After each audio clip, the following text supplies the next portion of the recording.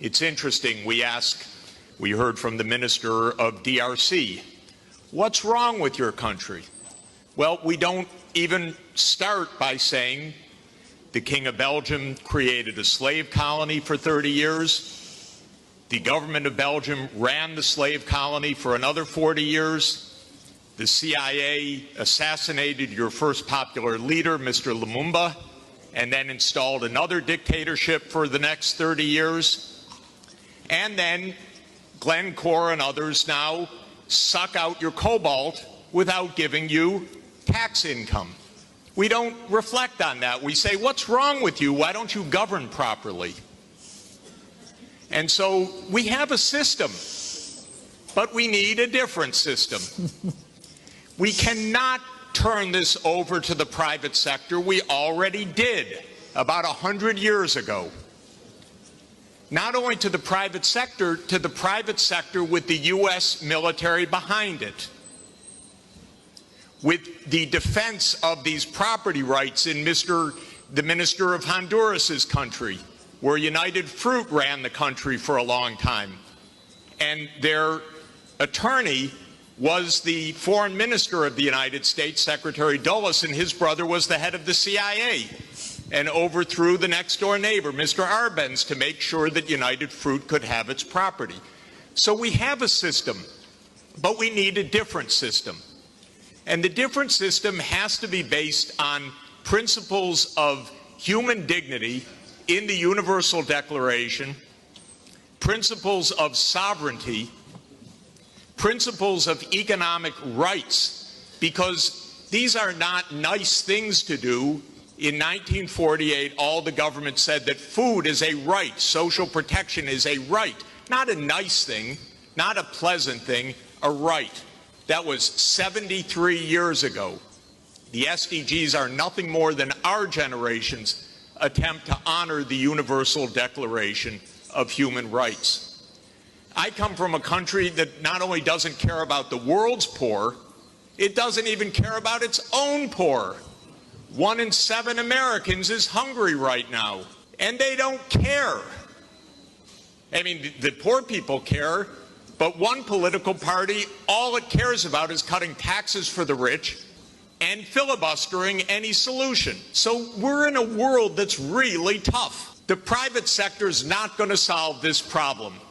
I'm sorry to say to all of the private sector leaders, behave, pay your taxes, follow the rules. That's what you should do.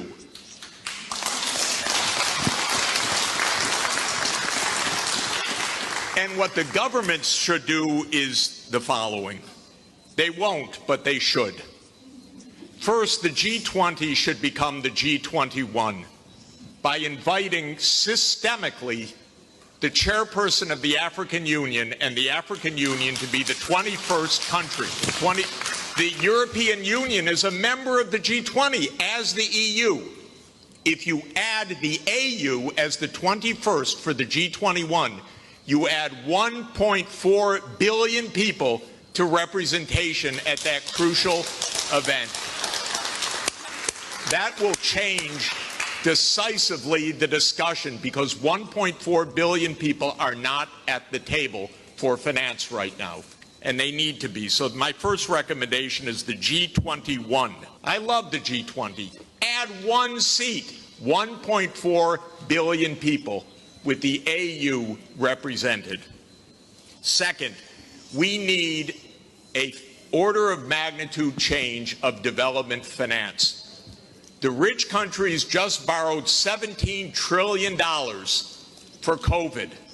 The poor countries, nothing. Because the rich countries can borrow at 0, and the poor countries pay 5 or 10% coupon rates or have no access at all.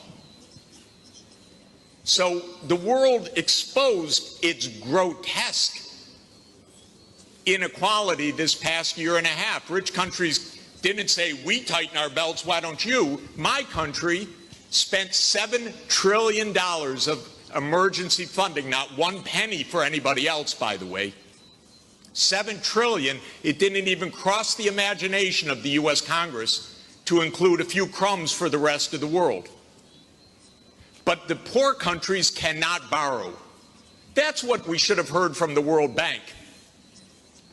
I didn't hear that from the World Bank. I didn't hear real numbers. Real numbers are in trillions right now because the world economy is $100 trillion a year. But we don't talk about real numbers. But my job, all I know in this world is long division. Divide by 100 trillion and then see whether you're talking about something real or not. By the way, for COVID vaccines, what we really need is for the United States to sit down with China, with Russia, with the European Union and the UK one day around the table and allocate these vaccines rather than hoarding them. That's all it would take. The final thing is we need the UN as the core and central institution of this world, period. Because this is the only way we're going to have a civilized world is a strong UN. And it cannot be that the whole UN budget is less than my neighborhood's budget in New York. The UN core budget this year is $3 billion. New York City's budget is $100 billion.